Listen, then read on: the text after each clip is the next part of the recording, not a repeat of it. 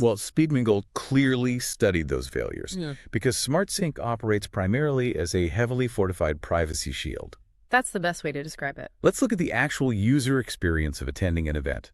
First, when you arrive, you only use your first name. No last names. No handles, no business cards. Second, and this is heavily enforced, direct solicitation of contact information during the event is strictly discouraged. They do not want you asking for numbers. You are instructed not to ask for a number while sitting at the table. And the psychological relief provided by that specific rule cannot be overstated. I mean, have you ever found yourself trapped in that specific social hostage situation? Oh, absolutely. You were at a networking event or a bar or a dinner party, and someone you have zero chemistry with leans across the table and says, "Hey, let me grab your number so we can get together." It's the worst feeling. You are instantly doing complex mental gymnastics. How do I say no without escalating the situation? How do I reject this person to their face without ruining the vibe of the entire room or, worse, triggering a hostile reaction? It places the individual, particularly women, in a highly vulnerable position. They're very vulnerable. They often feel pressured to provide fake information or just to acquiesce simply to de-escalate the immediate physical tension. But here's where it gets really interesting with SmartSync. SmartSync completely neuters that tension. You don't reject anyone to their face. Not at all. You just keep your phone discreetly in your lap or your bag. Yeah. As you rotate from table to table, you log your impression, your vibe directly into the app. Just a simple yes or no. You simply log interest or pass.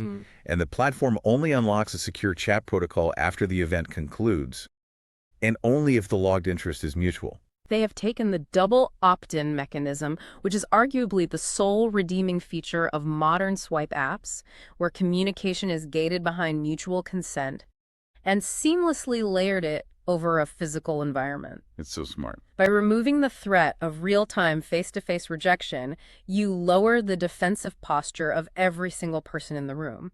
They aren't anticipating a confrontation, so they can actually relax into the conversation. You get to go home, decompress, open the web app, and see if there's a match. On your own time. Right. And if there is, you chat through their secure portal. You haven't surrendered your actual phone number until you explicitly choose to do so, after vetting them through the chat. It completely reframes the purpose of the technology. It really does. They aren't using the app to find the people. They're using the app to create a sterile perimeter around the people. Exactly.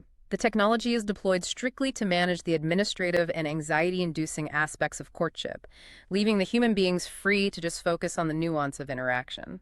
Okay, so we have the perimeter secured, the privacy shield is active, and the algorithm has populated the tables based on psychographic alignment. Everything is set. Right. But the next hurdle is the conversation itself. Because getting two people in a room safely doesn't actually prevent them from engaging in the most soul-crushing ritual of modern socialization. You mean the small talk loop? The small talk loop. How do you stop two nervous strangers from spending their entire 5-minute rotation discussing their commute?